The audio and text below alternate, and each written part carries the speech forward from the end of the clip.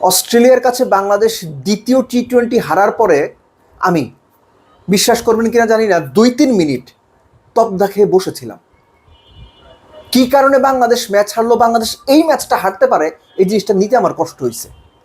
খেলায় হার জিত আছে, হার জিত মেনে নিতে আমি শিখে গেছি, কিন্তু এই ম্যাচ বাংলাদেশ কেন হারবে?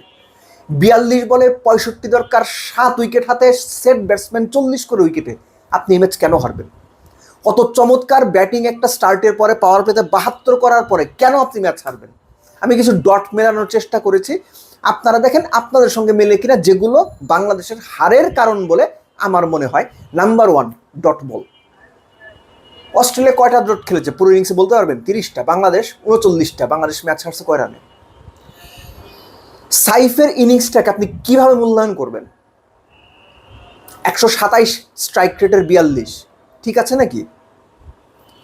আব্দুল গাফফার সাকলায়েন, শামীম হোসেন পাটোয়ারি দুজনে মিলে 19 বলে 20 রান করেছেন 196 চেস করতে গিয়ে, ঠিক আছে?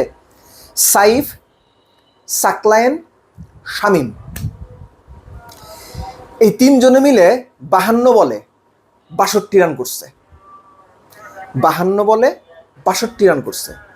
এখন আপনি বলেন বাংলাদেশ কোথায় ম্যাচ হলো? আমি 3 জনকে দোষ দিচ্ছি না, কিন্তু এই যে অস্ট্রেলিয়া চাইতে আপনার গোটা 8-9টা ডট বল বেশি খেলা, টপ অর্ডারের একজন 127 স্ট্রাইক রেটে রান করা, 7-8 নাম্বার ব্যাটাররা দুজনে মিলে 19 বলে 20 রান করা, 196 চেস করতে গেলে এগুলো হইলে আপনি ম্যাচ জিতবেন। তাওহিদের কথা বলি, শেষ বলে তো আউট হয়েছেন, তার আগের 2 বলে 6-4 মেরেছেন। একটা সময় তাওহিদের রান ছিল 16 বলে 17, একটা সময় 17 বলে 23। একটু দেরি করে হিট করতে গেলেন নাকি সিদ্ধান্ত নিতে দেরি করলেন, আমি ঠিক বুঝে উঠতে পারিনি। আপনারা যদি বুঝে থাকেন কমেন্ট বক্সে জানাবেন। আমি আসলে ক্লুলেস। এই বিষয়গুলো মনে হয়েছে ব্যাটিং পয়েন্ট অফ ভিউ থেকে দলের হারের কারণ। কেননা 196 চেস করতে গিয়ে 3 জন পার্টিকুলার ব্যাটসম্যান যখন 52 বলে 62 রান করবেন, তখন আর ম্যাচ কিছু থাকে না। তানজিদ তামিম দুর্দান্ত একটা স্টার্ট করে খুব স্লপি আউট হয়েছেন। আজকে বলবো আমি, সৌম্য সরকার ভালো স্টার্ট করেছিলেন এবং জাম্পাকে যে বলে মারতে গিয়েছিলেন ওটা ফুল বল, মারার বলই ছিল, ছক্কার বলই ছিল, সৌম্য মিস করে গেছেন।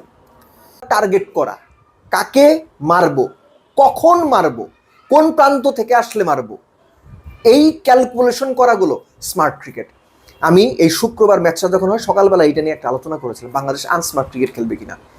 অস্ট্রেলিয়া স্মার্ট ক্রিকেট খেলেছে এবং স্মার্ট ক্রিকেট খেলেছে বলেই তারা ম্যাচটা বের করতে পেরেছে। নইলে এই ম্যাচটা শুরুতে বোলিংয়ের দিক থেকে এবং ব্যাটিংয়ের দিক থেকেও তো একটা লম্বা সময় পর্যন্ত বাংলাদেশের গ্রিপে থাকা সত্ত্বেও আনস্মার্ট চিন্তার কারণে, আনস্মার্ট এক্সিকিউশনের কারণে, আনস্মার্ট ট্যাকটিক্যাল চেঞ্জের কারণে বাংলাদেশ ম্যাচটা জিতল না।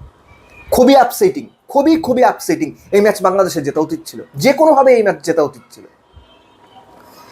আপনি এত ভালো স্টার্টের পরে এই ম্যাচ ক্যারি করতে পারবেন না। আমি বললাম তো এই ম্যাচটা বাংলাদেশ হেরে গেছে, এটা মানে আমার মেনে নিতে কষ্ট হচ্ছে। কেন আপনি এই ম্যাচ হারবেন? সো এর সঙ্গে যোগ করি যে ব্যাটিং বোলিংয়ে মানে আমার যেটা চিন্তা বা আমার খেলা দেখে যা মনে হয়েছে সেটা তো শেয়ার করলাম। আপনারা কি মনে করেন কমেন্ট বক্সে জানায়েন। আরেকটা বিষয় হচ্ছে যে সাকলায়েন আসলে নতুন বলের বোলার, এটা তো ডোমেস্টিক ক্রিকেটও ঠিকঠাক মতো আমরা খুব বেশি দেখি না। সে মূলত মিডল বা ডেথ ওভারের বোলার। তাকে কি কারণে নতুন বলে বল করাইতে হচ্ছে বা কোন স্ট্র্যাটেজিক্যাল কারণে কোচ ক্যাপ্টেনের সিদ্ধান্তে, আমি ঠিক জানি না। এটা সঠিক সিদ্ধান্ত বলে আমার মনে হয় না। নাসুম খুব ভালো বল করেছেন, কিন্তু তারপরও শেখ মাহিদিকে বসিয়ে দেওয়াটা আমার কাছে খুব বেশি ভালো সিদ্ধান্ত মনে হয়নি। কেননা শেখ মাহিদি সাদা বলে স্পেসিফিক্যালি টি-20তে বাংলাদেশের বেস্ট বোলার। আর আপনি বসাইতেন রিশাদরে বসাইতেন যদি আপনার বসানোর দরকারই ছিল।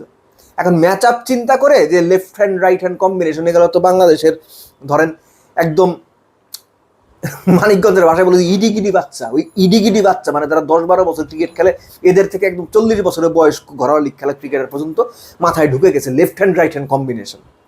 এটা বাংলাদেশ ক্রিকেটকে আগে আমি বলেছি যে একদম ভেতর থেকে কুরে খাচ্ছে, যে বল করতে পারে, যার সামর্থ্য আছে, তার কাছে right hand left hand matter করে না।